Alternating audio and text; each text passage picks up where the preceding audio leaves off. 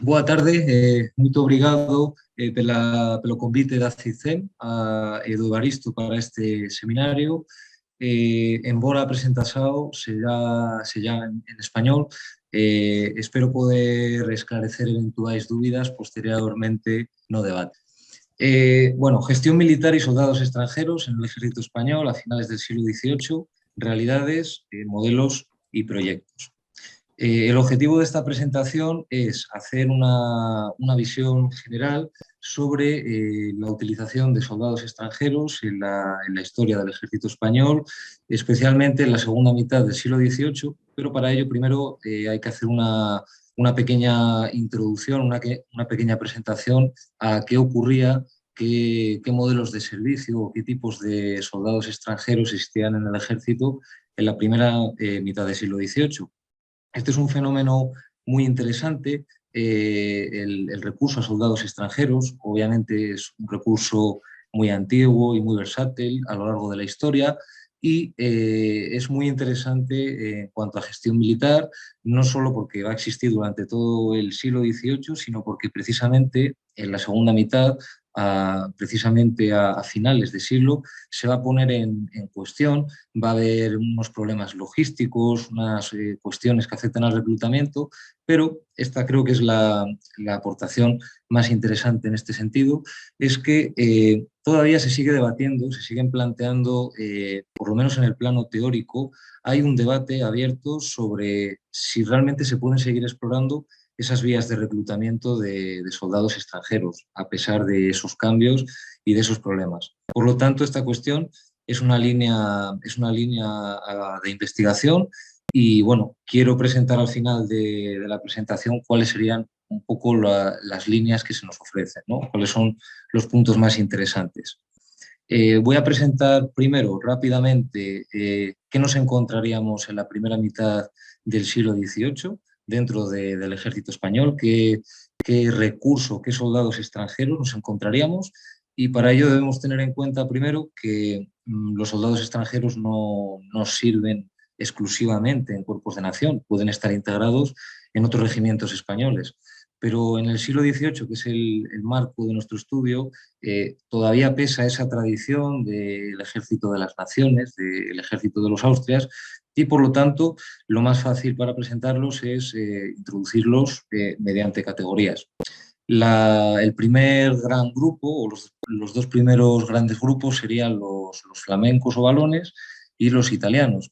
Estos grupos, estos cuerpos de soldados realmente no deben ser considerados extranjeros porque existieron unos vínculos muy fuertes entre estos territorios y la monarquía hispánica, y a pesar de las consecuencias territoriales que nos encontramos en la Guerra de Sucesión, con pérdidas territoriales como los Países Bajos o territorios como Milán, los vínculos entre los oficiales que quieren reclutar soldados y que quieren establecer vínculos diplomáticos con la monarquía claramente siguen presentes.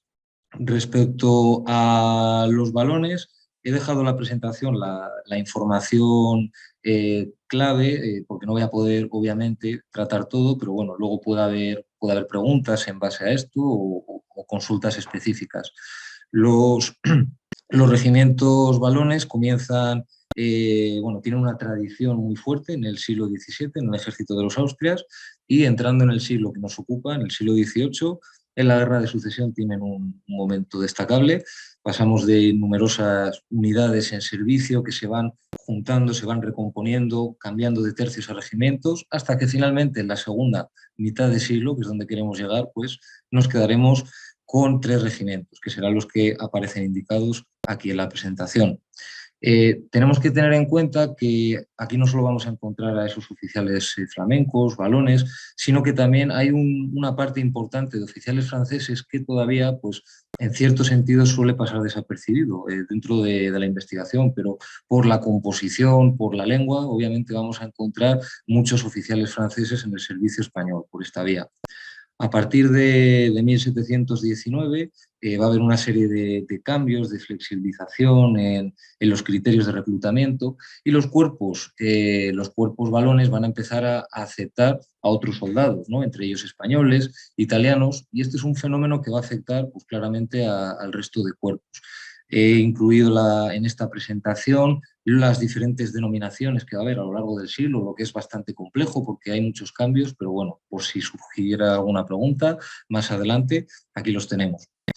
Brevemente hay que hacer una mención a un cuerpo que pertenece a la Guardia Real, que son las guardias valonas, y es sin duda el gran reclutador de soldados extranjeros durante el siglo XVIII. En los años centrales del siglo podía tener un pie teórico de 7 batallones y hasta un máximo teórico, insisto en lo de teórico, de 7.000 soldados reclutados. Y esto va a hacer que este cuerpo se convierta no solo en ese gran reclutador de soldados extranjeros, sino que sus oficiales reclutadores van a ser realmente asentistas de soldados extranjeros que luego van a nutrir a otros cuerpos, a otros regimientos con los soldados que ellos han reclutado. De hecho, hay unos años en los que prácticamente este cuerpo no va a tener no voy a decir el monopolio, pero prácticamente, ¿no? Como lo ha definido Glessener, es la estatalización del reclutamiento, ¿no? Por parte de la Guardia Valona. Si pasamos a los italianos, obviamente aquí también partiríamos de esa misma tradición. En el siglo XVII, aquí tendríamos realmente una gran presencia de oficiales italianos, no solo en cuerpos de nación, sino en otros regimientos españoles. Tienen una proyección muy, muy grande, al igual que los valones en instituciones de la administración castrense. Deberíamos destacar la alta presencia de oficiales sicilianos, de oficiales napolitanos, y bueno, tienen en su haber, ya a nivel de relación entre los cuerpos, pues hay ciertos años en los que hay rivalidad por competir, por ver cuál de los cuerpos tiene más antigüedad dentro del ejército español. Entonces aquí los italianos pues, están rivalizando con otros regimientos españoles. Su proyección en la corte es muy importante, es destacada, y tendríamos que mencionar la compañía italiana de la Guardia de Corps, ¿no? Junto a la compañía española y la compañía flamenca que también existía. En ambos casos, como digo, tanto valones como italianos van a tener una gran presencia, pero su número en términos cuantitativos va a ir disminuyendo a lo largo del siglo, a pesar de esa importancia que habían tenido anteriormente. En otro grupo podríamos categorizar a los irlandeses y a los suizos. Aquí existen unos vínculos territoriales diferentes con la monarquía hispánica. Sí que hay un interés diplomático mutuo, y en este caso, bueno, pues por resumirlo, en el caso de los irlandeses, la sintonía con el ejército español viene primero por el catolicismo, por la cultura compartida y sobre todo por la rivalidad con Inglaterra, ¿no? Durante el siglo XVIII. Y en el caso de los regimientos suizos, la relación es directamente la relación de lo que ellos llaman el servicio extranjero, el servicio mercenario, que es ese intercambio de pagos por soldados, reclutando diferentes regimientos, de los que bueno, luego haré una breve mención. También comparten irlandeses y suizos durante varios años la forma de establecer los regimientos a través de capitulaciones, con ciertos privilegios, ciertas particularidades, contra las que posteriormente se va a intentar combatir desde la administración castrense española. Hablando de los irlandeses, aunque aquí no me voy a detener mucho, dado que luego tenemos la intervención de Jonathan, obviamente el marco de estudio será un regimiento irlandés. Simplemente quería decir que a principios de la Guerra de Sucesión su peso es muy importante. Pasamos de 6 regimientos reclutados solo de infantería, no estoy teniendo aquí en cuenta algunas unidades de caballería que se reclutaron, hasta finalmente quedarnos con la brigada irlandesa, con los 3 regimientos irlandeses tradicionales que van a tener una pervivencia hasta el siglo XIX y van a estar incluidos ya dentro de la infantería española, no como infantería extranjera. Lo que es muy significativo de este grupo y nos muestra que realmente hubo una unión, una conexión muy fuerte, una integración con los regimientos españoles. Al principio llegan a restringirse las capitulaciones de irlandeses, el reclutamiento de soldados españoles y franceses, porque era un recurso bastante habitual en estos regimientos, pero finalmente pues, va a ocurrir como había ocurrido en los italianos y en los valones. Se va a flexibilizar el reclutamiento porque hacen falta soldados extranjeros para las guerras presentes o para las guerras por venir. En el caso de los suizos, que sería este último grupo que voy a tratar ahora para la primera mitad de siglo, su peso es mucho menos importante durante la primera mitad del siglo XVIII.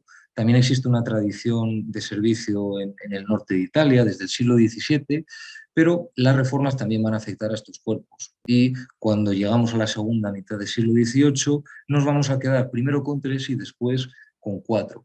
Entonces, este número, que es ligeramente superior a los que he dicho los otros grupos, ya nos está anunciando uno de los modelos de reclutamiento de soldados extranjeros por los que se va a apostar.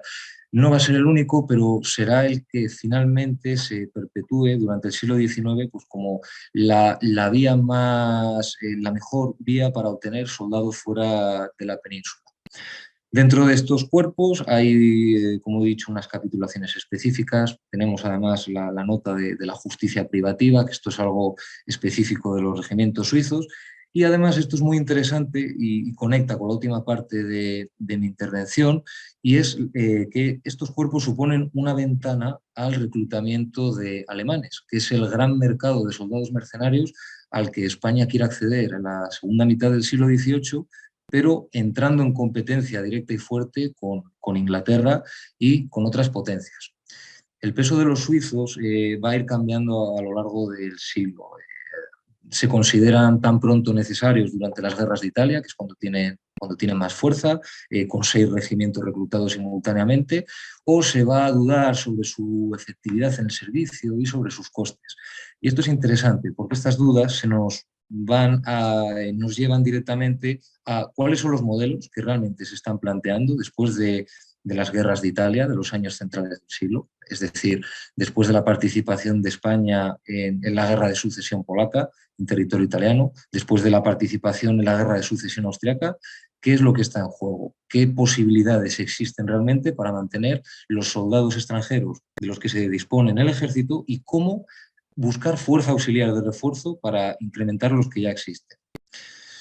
Bueno, esta sería la parte central digamos, la última parte de mi intervención, que obviamente no voy a tener tiempo de tratar todas estas cuestiones, pero he querido plasmarlo en un esquema, he querido poner la información condensada precisamente para que luego haya más margen, por si hay alguna pregunta o alguna duda. Tenemos que plantearnos, si ya estamos hablando a partir de 1748 en adelante, que todos los debates que se planteen respecto a los soldados extranjeros se van a plantear en función de si son realmente necesarios y, en caso de serlo, cómo se van a reclutar o cómo se van a mantener los cuerpos existentes. En el esquema que estoy presentando, si seguimos la dirección hacia arriba, veremos pues, todas las razones que se van a esgrimir, todos los argumentos para el no. Simplemente voy a decir algunos de los más habituales. Es suficiente el reclutamiento obligatorio, la implementación de los sistemas de quintas cada vez más frecuentes, es suficiente el servicio de soldados voluntarios. Además, los cuerpos extranjeros tienen unos costes, nos meten de lleno en una competencia internacional, hay desconfianza hacia ellos y sin olvidar el clásico debate entre la calidad y la efectividad de la tropa, que esto se discute en el momento y es muy interesante para ver las visiones que tienen de cada grupo.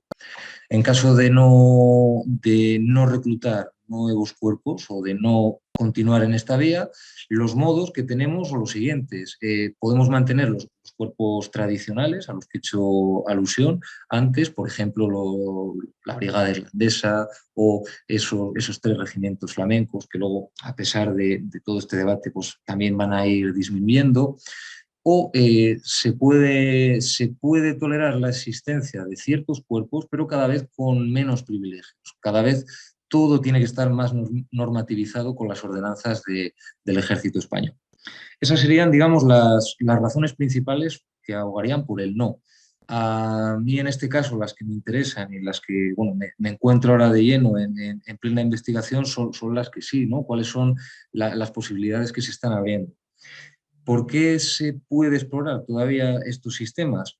Bueno, tenemos los argumentos clásicos de la Ilustración, menos soldados, menos campesinos que se quitan del campo para ir a luchar en otras guerras, se puede recurrir a esos soldados, por ejemplo, sería uno de ellos, o uno muy interesante que sería el mantenimiento preventivo de toda la maquinaria de guerra. Al fin y al cabo, hay guerras por venir y el recurso constante de soldados no es tan importante el número en los proyectos que se están discutiendo, no es tan importante el número de soldados extranjeros, sino su fuente fiable y continua en el tiempo. Es decir, es preferible recibir pocos soldados durante muchos años que muchos soldados de golpe y de repente cortar las vías de suministro, que eso pues, va a ser un problema de todos los proyectos que se van a plantear. Además, esto puede reclutar esos soldados extranjeros, puede ser un efecto llamada para los soldados de otras naciones e indirectamente estamos privando de potencial militar en este caso, a los enemigos de la monarquía hispánica, ¿no? Podríamos meternos un poco en esa mentalidad. Y para terminar, esta es la última parte de la intervención, he expuesto en la presentación al menos 7 vías de exploración, 7 formas que nos permitirían continuar investigando en este sentido, porque es cierto que el servicio de soldados extranjeros, la composición de las unidades en la monarquía hispánica son temas muy estudiados en la historiografía, tanto en el siglo XVI, XVII como XVIII. Sin embargo, esta exploración de la segunda mitad del XVIII, todas estas cuestiones de las que voy a tratar ahora muy brevemente, todavía nos ofrecen posibilidades. Y si tengo tiempo, pues voy a hacer mención a algún proyecto. Podemos empezar por la parte superior del esquema. Se plantea el reclutamiento de nuevas unidades o de nuevas compañías compuestas principalmente por soldados extranjeros. Sí. Hay un proyecto en la segunda mitad del siglo XVIII que, digamos, recogería el testigo de este modelo, que sería el Regimiento de Voluntarios Extranjeros, que al final será una unidad, tiene una historia muy compleja y será un proyecto finalmente abocado al fracaso en el que no se podrán completar esas reclutas que se estaban haciendo en el extranjero. Y además la logística del reclutamiento se va a complicar, obviamente, a partir de 1789 en adelante, con los efectos de la Revolución Francesa y cómo afectan a las rutas de abastecimiento clásicas de soldados extranjeros. Hay otra posibilidad que se plantea dentro de España y es la imitación de lo que están haciendo otras potencias en sus armadas, que es abrir la matrícula de extranjeros, es decir, aceptar a soldados extranjeros para el refuerzo de la armada. En este caso, para el caso español, por ejemplo, Vázquez Lijó está explorando en esta vía. La siguiente me llevaría a un poco lo que estaba comentando Evaristo en la anterior presentación. Se pueden utilizar, obviamente, los prisioneros. Esto no es nuevo. Se puede dar a los regimientos extranjeros una manga ancha para reclutar a los desertores, ¿no? en periodo de guerra, que es lo que se hace en concreto en las guerras entre España y Portugal, ¿no? en los años 60. Se les dice a los regimientos extranjeros que pueden reclutar a los desertores y ahí entran, por ejemplo, los suizos. Una vía muy interesante sería para la defensa de América, aunque aquí hay, obviamente, Recio Morales ha trabajado esta cuestión y conocemos la presencia de extranjeros en América. Hay una vía que, aunque no es la principal, esto entraría dentro más de lo anecdótico o de lo menos conocido, es que hay oficiales que están planteando ya no llevar regimientos extranjeros a defender América, sino coger regimientos o reclutar indios en América e integrarlos en la península, en cuerpos peninsulares, lo que nos está adelantando prácticamente en siglos a lo que es el servicio de tropas coloniales en los ejércitos europeos. Por lo tanto, esta vía me parece muy, muy interesante. ¿Cuáles son, sin embargo, las más viables, las que se perciben como más viables? Serían las dos siguientes, es decir, recurrir a lo viejo, a lo conocido, es decir, vamos a intentar recuperar el reclutamiento de alemanes del siglo XVII, la presencia de alemanes, que es notoria, y además hay claros antecedentes, y lo que se está planteando, que esta es una de las vías interesantes, además de las que más documentación hay, es hasta qué punto se pueden establecer nuevos tratados de subsidio con los estados alemanes para captar tropa extranjera, más allá del reclutamiento de regimientos suizos, que recordemos ya consiguen acceder a ese mercado alemán. Por lo tanto, esta vía también resulta especialmente interesante. Hay una que se explora también, finalmente no va a tener un desarrollo, pero sí que quería mencionarla. Además, esto también Recio Morales lo ha abordado directamente en otros trabajos, y es bueno, ese reclutamiento en el este de Europa. Es decir, ¿qué posibilidades hay si se están agotando las zonas de reclutamiento, si la competencia internacional es tan alta? Por ejemplo, si no podemos recurrir de forma tan habitual a los cantones suizos, porque están reforzando su posición de proveedores de soldados extranjeros, ¿por qué no podemos explorar el reclutamiento de polacos, de albaneses o ese grupo de proyectos amplio que podemos decir reclutamiento de esclavones, que hay varios y hay documentación, ¿no?, en el Archivo Histórico Nacional y en Simancas sobre esta cuestión? Al final, lo que nos va a quedar es una combinación de sistemas. La solución, digamos, será combinar diferentes sistemas que ya existían e intentar aportar lo mejor de cada uno de ellos. Y esa combinación de sistema es el de los regimientos suizos, intentar hacer una especie de hibridación del reclutamiento de los regimientos suizos y de la Guardia Valona, seguir contando con la llamada partida de España, que es una partida específica de reclutamiento de soldados extranjeros que tiene España en conexión con el Ducado de Parma dentro de Italia, y por supuesto los tradicionales asentistas en Génova, que son grandes proveedores de soldados y que van a encontrar dificultades a lo largo del siglo para acometer acometer sus contratas, ¿no?, o cumplir sus contratas. Para terminar, todo este escenario nos presenta muchas opciones, muchas líneas abiertas, pero la idea principal que me gustaría destacar es que es cierto que en la primera mitad del siglo XVIII los regimientos extranjeros tienen más peso que en la segunda, de eso no hay duda y de eso tenemos los estudios. Aún así, sigue existiendo una exploración de sistema. Tenemos documentación que obviamente lo avala, donde se están hibridando las propuestas y donde lo más interesante de todo es que hay agentes estatales y agentes privados. Y esto pues, nos mete de lleno en el interesante debate historiográfico de la construcción del contractor state.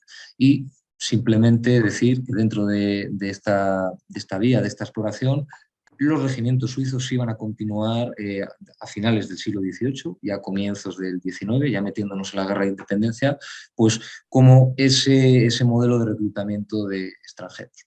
Muchas gracias.